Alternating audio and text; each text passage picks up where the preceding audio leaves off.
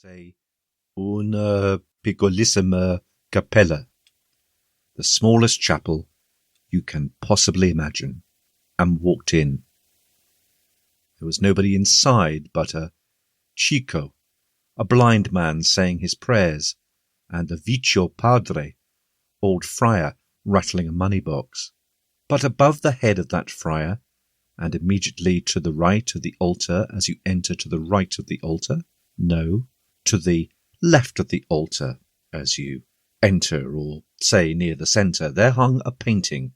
Subject, Virgin and Child, so divine in its expression, so pure and yet so warm and rich in its tone, so fresh in its touch, at once so glowing in its colour, and so statuesque in its repose, that our bore cried out in ecstasy, "That's the finest picture in Italy."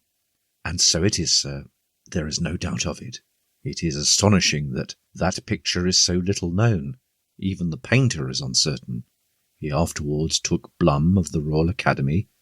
It is to be observed that our bore takes none but eminent people to see sights, and that none but eminent people take our bore.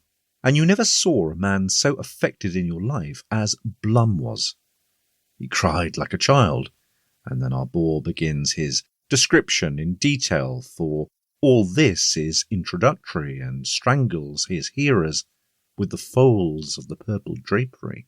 But an equally fortunate conjunction of accidental circumstance, it happened that when our bore was in Switzerland, he discovered a valley of that superb character that Chamonix is not to be mentioned in the same breath with it.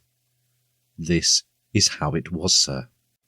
He was travelling on a mule, had been in the saddle some days, when, as he and the guide, Pierre Belango, whom you may know, perhaps our bore is sorry you don't, because he's the only guide deserving of the name, and as he and Pierre were descending towards evening among those everlasting snows to the little village of La Croix, our bore observed a mountain track turning off sharply to the right.